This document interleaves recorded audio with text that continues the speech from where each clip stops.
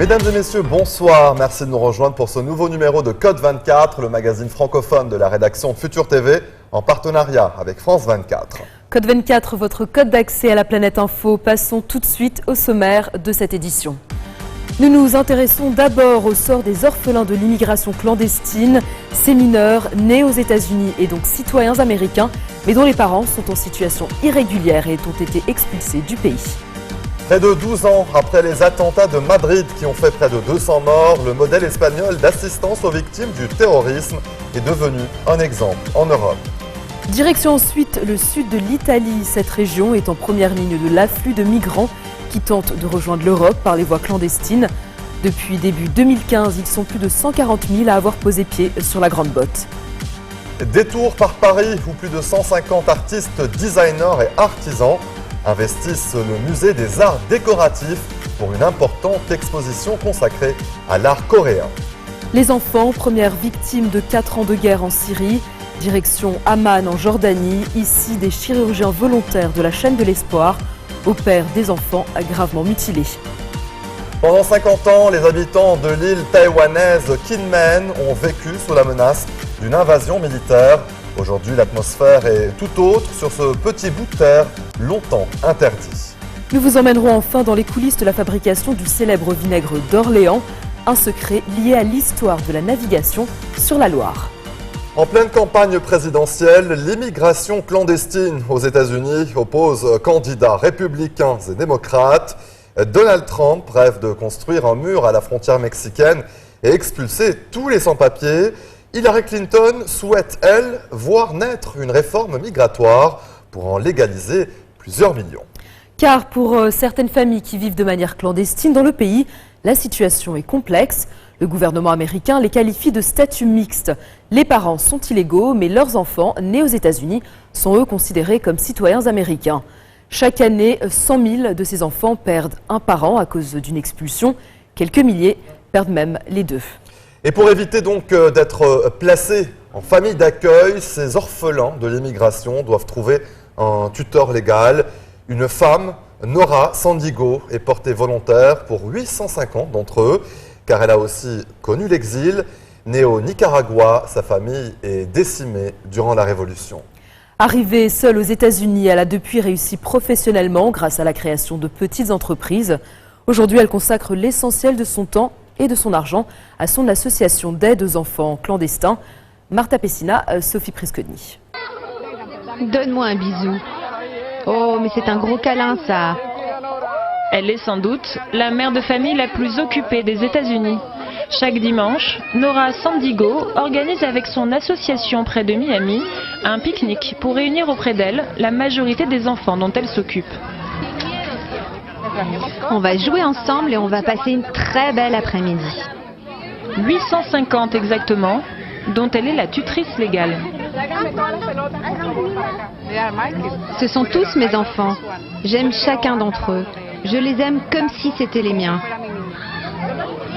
Nora connaît le nom et l'histoire de chacun d'entre eux, comme celle de ce petit garçon, Jason, dont elle s'occupe depuis 4 ans. Il est souvent triste car son père vient d'être expulsé, mais il sait qu'il peut compter sur moi. Il garde espoir en l'avenir et il sait qu'un jour, il aura un grand métier.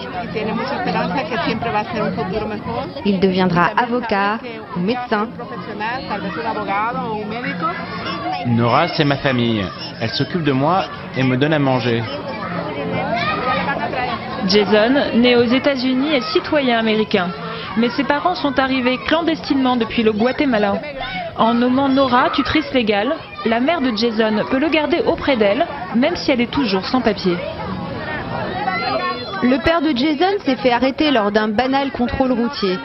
Il n'avait pas de permis de conduire, alors la police l'a immédiatement renvoyé au Guatemala. Et du coup, je me retrouve seule avec mes enfants qui grandissent ici.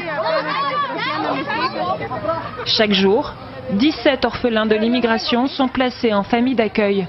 D'autres cherchent des tuteurs comme Nora. Ça, c'est sûrement une copie. Et ça, c'est quoi comme document? À 50 ans, elle et son mari consacrent leur temps à gérer leur association. Une croisade qui a débuté il y a 6 ans.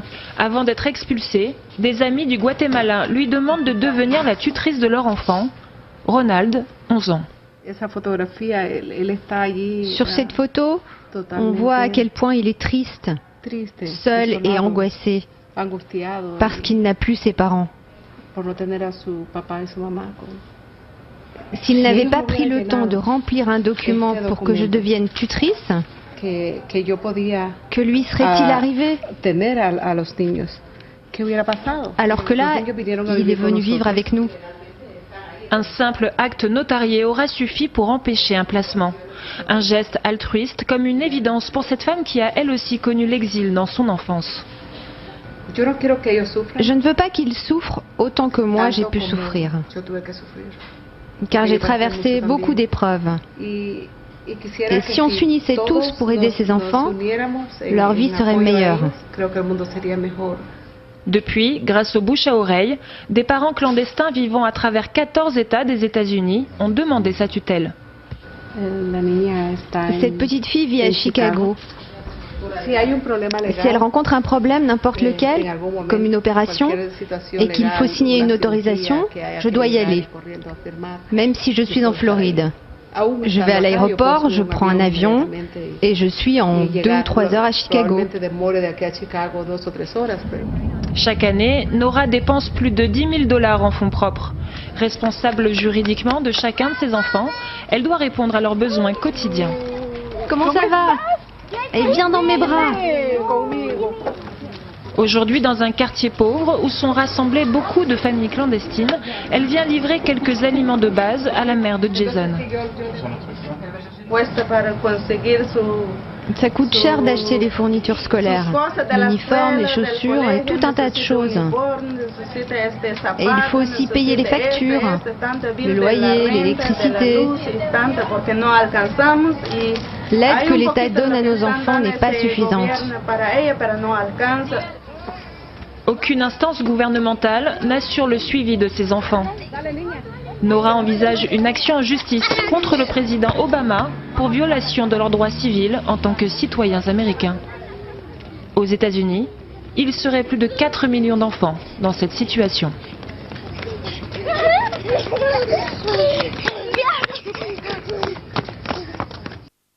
Restez des nôtres, on se retrouve après cette très courte pause. À tout de suite.